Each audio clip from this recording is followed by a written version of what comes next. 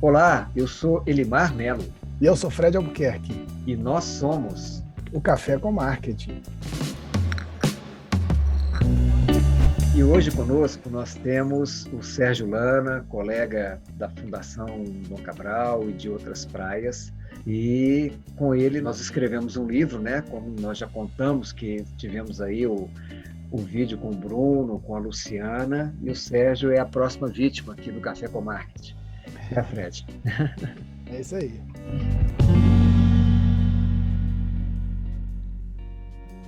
A gente vai falar de Brand Experience numa pergunta que eu vou fazer sobre a cidade onde você está morando. Lá no fundo dá para a gente ver o Cristo Redentor ali. Essa cidade chamada Rio de Janeiro, a qual você fez inclusive um comentário, e eu queria exatamente entender um pouco dessa dissonância. Quando a gente fala de Brand Experience, o Rio de Janeiro ele é uma coisa totalmente antagônica, né? Interessante isso, porque quando você vê a beleza natural e olha para o Rio de Janeiro, é encantador ao mundo inteiro. Eu, particularmente, conheço alguns lugares no mundo e não tenho o menor erro em falar que é das cidades mais bonitas, se não for a mais bonita que eu já conheci no mundo, é o Rio de Janeiro. Mas, ao mesmo tempo, a gente lida com tantos serviços, né, no Rio de Janeiro, na cidade do Rio de Janeiro, das notícias. Como é que o Rio de Janeiro conseguiria trazer esse conceito de brand experience alinhado assim, ao que ela efetivamente é enquanto cidade e o que ela te entrega como realidade? Assim? Você acha que o Rio trabalha bem o brand experience dele? É um prazer estar aqui no Café com Marketing, com os meus amigos aqui, Elimar e Fred, já de longa data. Olha, o Rio é realmente, como você falou, uma das cidades mais ricas de possibilidades que a gente tem. Cara, aqui a gente tem uma beleza cênica maravilhosa, que eu também não conheço nenhuma outra cidade ou grande cidade no mundo que tenha, né, praias, montanhas, pedras monumentais, igual a gente tem aqui. E, além disso, a gente ainda tem o calor, né, um clima muito agradável. Nós temos aqui a questão do samba, né, que é um espetáculo mundialmente conhecido, essa coisa da música, da ginga, dessa ambiência toda cultural que a gente vive aqui, e ainda o futebol, né? É um país que tem o Maracanã, um dos estados mais conhecidos e celebrados do mundo. O que a gente ainda não tem? Nós ainda não temos um nível de profissionalismo na entrega e um problema social, obviamente, né, relacionado aí à violência, a essa diferença de classes que a gente tem no Brasil, que dificulta algumas coisas. Mas existe um potencial enorme para que a gente possa transformar destinos como Rio de Janeiro e outros destinos do Brasil como um todo num patamar completamente novo, né, de experiência para o cliente, como de um modo geral. Não sei se eu consegui te responder, Fred. Respondeu só antes até do Elimar entrar, mas é só para fazer exatamente esse balanço e foi em cima da minha pergunta. O Brand Experience, então, você entende que é exatamente a imagem que eu faço daquilo que eu entrego, ou seja, essa sinergia entre as duas coisas é que mora o que a gente chama de Brand Experience. Cara, ótimo ponto. O Brand Experience ele tem que ter um propósito, né? Hoje as marcas elas têm um propósito, elas têm algo a entregar, e o papel do Brand Experience é exatamente conseguir desenhar uma experiência que seja capaz de entregar aquilo que a marca se propõe a fazer. Então, se nós pensarmos no Rio de Janeiro enquanto esse caldeirão cultural que reúne uma beleza maravilhosa, reúne uma cultura em torno do samba que é super autêntica, e ainda tem toda a paixão do futebol aqui, né, que tem aqui no Rio de Janeiro um dos grandes expoentes como o Maracanã, por exemplo, a gente tem um propósito muito legal. E o que a gente precisa fazer, então, enquanto experiência, para que possamos entregar isso ao cliente, ao visitante, ao usuário final. Então, é exatamente esse ponto. É a hora que o propósito da marca entra em contato com a experiência em primeira mão do cliente, do visitante, do hóspede, dentro do ambiente que é controlado por aquela marca. E o turismo, né, vamos dizer assim, é literalmente experiência, né? É literal isso. As pessoas, em suas viagens, elas querem curtir. Ela pode ver o Corcovado daqui e achar que isso é legal, muito bacana, etc.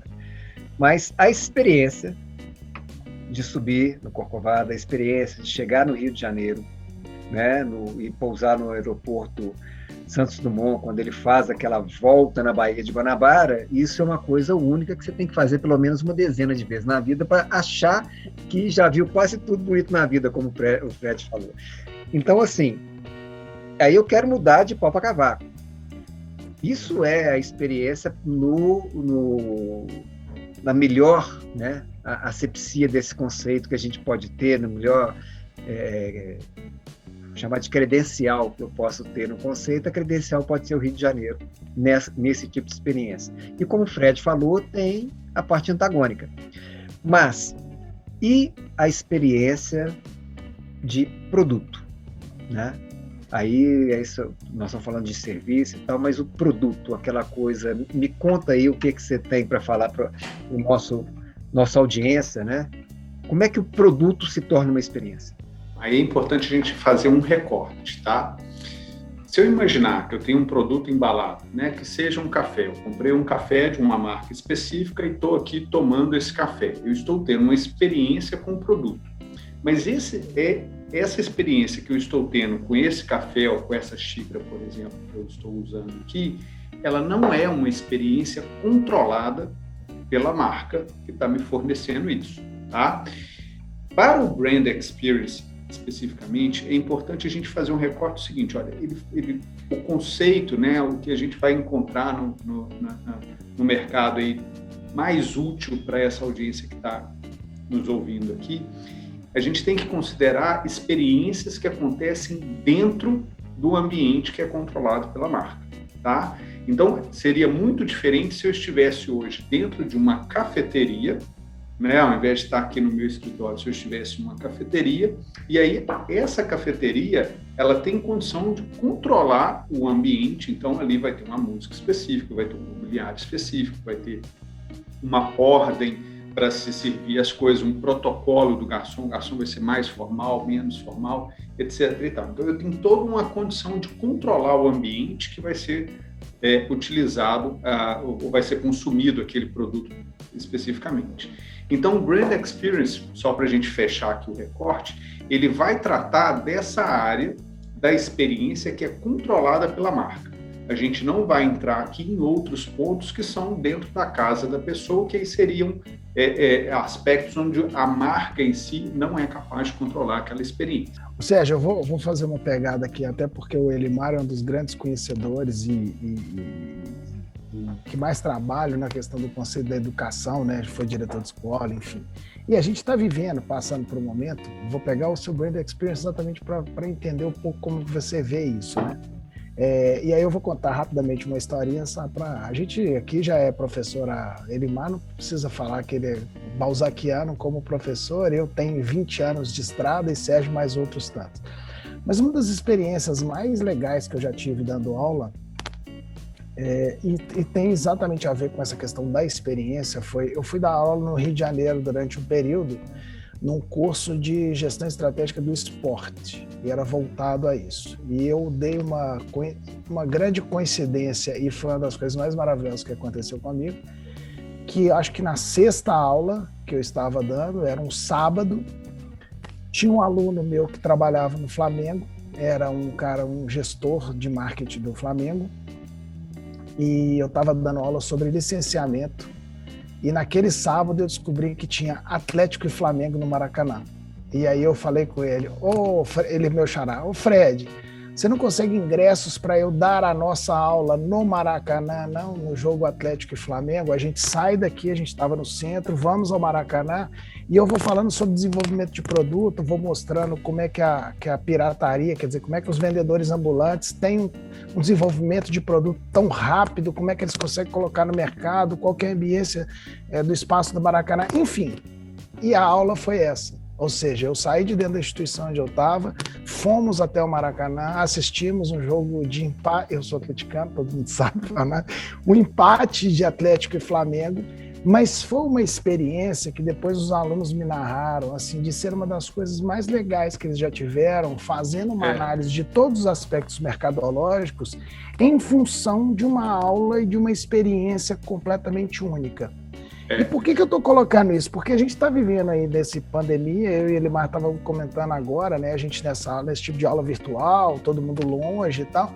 E eu, particularmente, uma coisa que eu pensava lá atrás e corroborou é o seguinte: a gente perdeu muito na experiência em relação aluno-professor. Então, como é que você entende o Brand Experience nesse contexto educacional, assim? Como é que você acha que isso efetivamente melhora o aprendizado, a relação, enfim, tudo isso? Bom, eu vou começar por um ponto e depois a gente volta aqui na questão da aprendizagem. O que você está trazendo é exatamente a relevância que o Brand Experience tem para tudo na vida. Né? Quando a gente experimenta alguma coisa, é um conhecimento por todos os canais que nós temos, né, no nosso corpo. A gente está vendo, a gente está sentindo, a gente está tocando, né, sentindo o cheiro, sentindo a temperatura.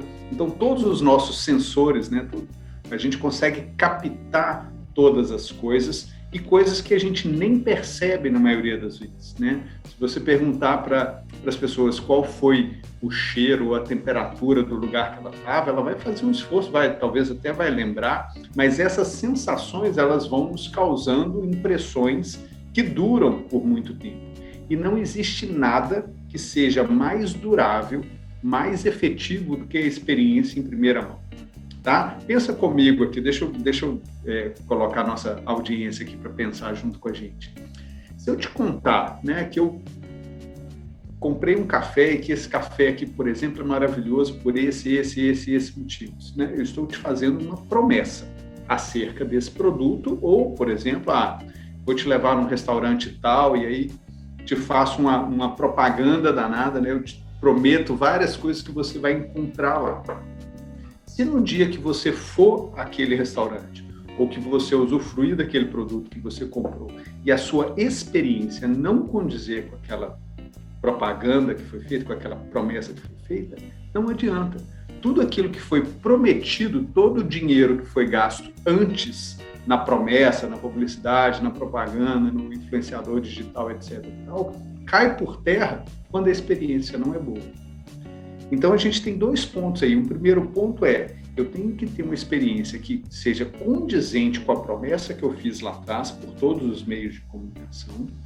E, segundo lugar, essa experiência ela pode melhorar a reputação da marca, dos produtos que eu tenho, que estão ancorando aquela experiência, se ela estiver bem ancorada no propósito daquelas marcas, né? Porque fazer uma experiência legal com dinheiro e com tempo é relativamente fácil de fazer.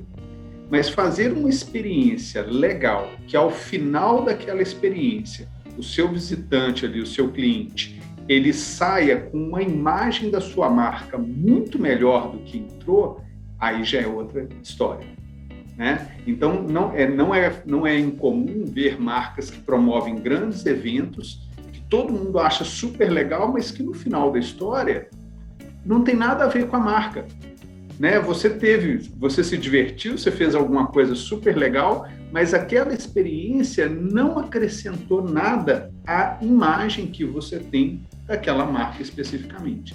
Então esse é um ponto fundamental. E aí, linkando isso com a educação que você colocou, esse empobrecimento dos canais é algo que realmente faz toda a diferença, né? Por mais que a educação online ela tenha várias vantagens e a gente possa entrar em contato com várias coisas ao mesmo tempo, a gente pode pausar e acelerar, a gente pode linkar, né? Fazer vários hiperlinks ao mesmo tempo, a gente perde essa quantidade de sensores que a gente tem no nosso corpo à nossa disposição. Numa aula online, a gente fica muito restrito somente a essa questão da visão aqui, do que a gente está escutando, e isso ainda, né, a tecnologia nossa só tem uma tela, a gente não tem nenhuma experiência imersiva, digamos assim, para poder pelo menos ver em profundidade o que está acontecendo. A nossa audiência tem muita gente que é do varejo. O que a gente pode dar de sugestão para que essas pessoas que estão no cotidiano, no seu pequeno negócio, que seja no seu táxi, no seu Uber, aquilo que a pessoa tem no cotidiano, para apresentar uma boa experiência, né? para apresentar que essa marca seja, de fato, uma experiência, como o Fred falou, né? Uma aula no jogo do Flamengo e do Galo, e que deu empate, pena que o Galo não ganhou, mas em todos os casos ia fazer muita raiva para os alunos de lá. Conta pra gente. Beleza, bom, vamos lá. Acho que o primeiro ponto que eu acho que é legal para quem está começando é fazer um diagnóstico do mercado, tá? É muito normal conversar com algumas pessoas, por exemplo, uma pessoa tem uma sorveteria pequena, né? Como uma vez uma aluna minha tinha uma sorveteria tradicional lá em Ouro Preto, cidade histórica de Minas Gerais, que não conta com orçamento para poder fazer nenhuma coisa muito grande. Então faz como minha terra natal, tá? Conhecido como a terra natal do Fred, exatamente. Então imagina você um cliente pequeno que tem uma sorveteria lá em Ouro Preto, tá? Uma sorveteria familiar que não dispõe de um orçamento gigante. Então acho que a primeira coisa legal é você fazer um diagnóstico no mercado. Dá uma olhada nos concorrentes que você tem, né, à sua volta, e ver o que eles estão fazendo e qual que é o nível de coisa que eles estão fazendo. Se a gente pega as grandes cervejarias, elas podem fazer um evento de levar algumas pessoas para o final da Champions League na Europa, tá? Mas esse não é uma escala de experiência que está à disposição de uma sorveteria, concorda comigo? Então, o que as outras sorveterias da cidade, o que as sorveterias mais legais das cidades maiores, por exemplo, o que elas estão fazendo?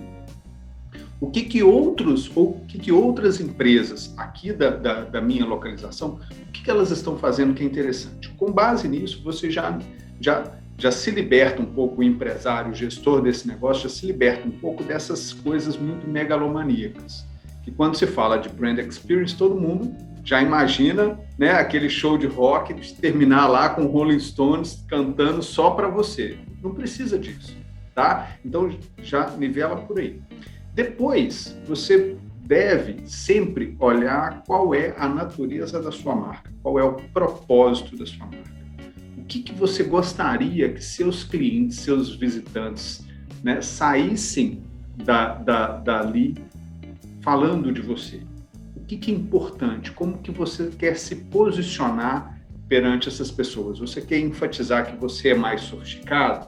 Que você tem uma história de tradição lá em Ouro Preto, que você tem uma pegada de sustentabilidade maior, que você tem um aconchego maior, um acolhimento maior dentro da sua marca? O que você quer enfatizar? Então, esse seria o propósito da sua marca. E aí você pode criar um propósito para aquela experiência, tá? Se for uma experiência de varejo, muitas vezes é uma experiência que acontece todos os dias. Mas se você, por exemplo, é um escritório de advocacia, você normalmente não vai ter clientes visitando a sua empresa todos os dias, mas de repente você pode fazer um evento, você pode fazer um workshop de alguma coisa, ou você pode fazer até um coquetel de lançamento de um livro, né, ou de um site novo, alguma coisa assim. E aí você vai pensar qual é o propósito dessa experiência. Bom, então se eu quero ser uma marca focada em sustentabilidade e eu quero fazer um evento, então, né, imaginando agora lá voltando lá para o caso da sorveteria. Olha, eu sou uma sorveteria que tem uma proposta, vamos tirar a sustentabilidade só para encaixar melhor no exemplo. Eu vou enfatizar o aspecto da tradição que eu tenho da minha sorveteria, que começou lá com o meu, né, avô, há 150 anos atrás. A primeira geladeira que chegou em Ouro Preto foi a geladeira aqui da sorveteria, tem toda uma história, tá? Então é um negócio artesanal mesmo, que é feito com a mesma receita desde lá de trás, tá? Então eu tenho essa tradição, eu tenho esse ativo que é só meu. Só que as pessoas, de um modo geral, não conhecem, acham que o melhor sorvete é o da McDonald's, porque ele é rapidinho ali e tal. Então, eu vou preparar uma experiência que possa entregar esse objetivo de mostrar para o cliente, mostrar para o vendedor, para o meu consumidor, que eu sou uma sorveteria tradicional, que tem uma tradição, uma história, e que isso tem um valor, isso é legal para ele. Tá? Então, é alinhar o propósito da marca com o propósito da experiência. Tá? Num terceiro momento, depois, então, né, recapitulando, você fez o diagnóstico, pensou em qual é o propósito da sua marca, qual é o objetivo daquela experiência, como que você vai usar aquela experiência para reforçar o seu propósito da marca, aí sim, você vai começar a desenhar a experiência. E para desenhar a experiência, o mais legal é você começar com um título, tá? Qual seria o título para aquela experiência? Se vocês pararem para pensar, lembra de quando a gente era criança, né? Se eu virasse aqui para o Fred e para o Elimar agora e falar assim, vamos brincar? Polícia e ladrão, vamos lá, eu sou polícia, vocês são ladrão. Imediatamente, todo mundo já sabe o que vai fazer, né? Se eu sou polícia e os dois são ladrões, eles sabem que eles têm que correr o mais rápido possível e eu sei que eu tenho que ir atrás deles o mais rápido possível. Então, quando a gente tem um título, a gente já começa a transportar as pessoas para outro lugar. Se o título dessa experiência for um título de fácil entendimento, como a brincadeira de polícia e ladrão, o pique-esconde, ou coisas desse tipo, que já remetam as pessoas a uma determinada direção, você já começa a levar o pensamento delas naquela direção. E aí o que você tem que fazer, então, é pegar outros elementos, né, do cenário, da roupa, da forma como as pessoas vão atender esse cliente, para justificar, para colaborar com esse enredo que você estava criando. Então, voltando ao exemplo da sorveteria, se o seu propósito é ser uma sorveteria tradicional, que tem esse valor, que guarda ali uma receita muito tradicional de um sorvete legitimamente mineiro, né? A primeira geladeira que chegou lá em Ouro Preto foi para poder fazer esse sorvete, e que você quer reforçar a importância dessa tradição, por que não pensar em alguma história, em algum título que remeta a essa situação? E aí a gente vai começar a pegar pontos da história para enriquecer esse enredo que a gente está criando. Então, a vestimenta tem que estar relacionada com isso. A forma de atender tem que estar relacionada com isso, né? Será que, tradicionalmente, as pessoas comiam um sorvete em casquinha ou era outro tipo de taça, né? De recipiente que eu poderia servir? Essas coisas. O que eu posso enriquecer da experiência nesse sentido? Então, esse é um caminhozinho que é fácil para as pessoas começarem a entender um pouco mais e aplicar o Brand Experience na prática e na vivência delas. Muito bom. Eu acho que até só a gente está com o tempo aqui também contado, mas só para fazer um link a isso que você acabou de falar, Sérgio, isso aí é o nome bonito, né, que a gente tem trabalhado aí no marketing. Então, é legal porque o Elimar perguntou uma coisa muito simples e objetiva para a nossa audiência, que são pequenos empresários. Você deu um exemplo muito bacana, exatamente para um pequeno empresário, mas se ele for aí na literatura, se ele for no digital, ele vai buscar uma coisa bonita chamada assim, storytelling, né? Que é o que todo mundo fala assim, o que é o storytelling? Storytelling nada mais é do que o que efetivamente você acabou de contar, né? Ou seja, você criar uma história, né? Você criar um enredo e uma história para trazer uma experiência única, não é isso? É isso. Esse storytelling no Brand Experience, ele vai além da história contada, mas você vai carregar, como é um ambiente que você domina, você vai criar o cenário, você vai criar os personagens, né? Aquele garçom ali naquela hora, você tem que imaginá-lo como um personagem que está fazendo parte de um script, né? De um enredo, de um filme. Então, você vai contar a história com aquilo que você efetivamente narra, mas você tem outros atributos que podem enriquecer essa história. Então, desde a iluminação, a temperatura, os sabores, os odores, as texturas, né? A ocasião, em que sequência que acontece cada uma das coisas. Então, no Brand Experience, o bacana é que você tem várias interfaces para poder trabalhar, para ajudar no cenário, na composição dessa história que você colocou muito bem. Mas isso é quando dá certo, ok? Quando a experiência ela não funciona. Quais são os recursos que eu tenho para refazer isso, se eu consigo refazer? Como é que funciona isso? Cara, aí é difícil, porque, né, eu costumo brincar com os meus alunos aqui muitas vezes. Se você foi alguém prometeu o cachorro quente que tem na porta ali da faculdade ou na porta do trabalho é maravilhoso. Você foi lá, experimentou o cachorro quente e não gostou do cachorro quente, vai ser muito difícil alguém te convencer a comer aquele cachorro-quente de novo. Porque, afinal de contas, você foi lá, experimentou e não gostou. Vai demorar um tempo, isso é para sempre? Não. O que acontece é que, às vezes, demora um tempo.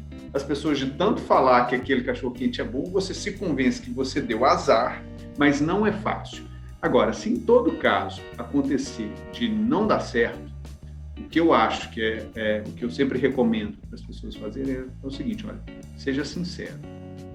Aceita, né, que aquilo que aconteceu não foi o mais legal e pede desculpas. Mostra que você está preocupado com o que aconteceu, que aquilo não justifica, que não é uma justificativa, você não está justificando o porquê que foi ruim, mas que você está reconhecendo que não foi uma boa experiência. Com isso, você abre espaço para uma humanização da sua marca, da sua empresa, e permite um pouco mais daquele efeito da desculpa, né? Pisei no seu pé, não vi, mas me desculpa, né? O fato de pedir desculpa não vai despisar no pé. Se você estava com um sapato branco, deixou de ser branco, né? Mas pelo menos você fica com a sensação de que aquela pessoa que pisou no seu pé sem querer fez aquilo realmente sem querer. E aí você tende a desculpá-la por causa dessa humanização. Mas a gente precisa de ter esse cuidado, sabe? De assumir que não foi legal, de ter empatia pelo visitante, empatia pelo cliente, assumir que aquilo não foi bom e propor alguma coisa melhor depois, né? Para que ele efetivamente tenha condições de te dar uma segunda chance. Cara, muito bom o papo. Se a gente tivesse tempo aqui, a gente ficava até amanhã, né? Sérgio, muito obrigado, viu? Obrigado aí por sua disposição, disponibilidade. Sei que sua vida está corrida aí, mas de estar falando com a gente, certamente nós vamos marcar o café de verdade. Pois vamos sim. A experiência do café, né, Fred? É isso aí. Sérgio, obrigadíssimo, cara. Valeu. Tá joia. Eu que agradeço. Forte abraço para vocês, pessoal. Boa noite. Tchau, tchau. Obrigado. Tchau, tchau.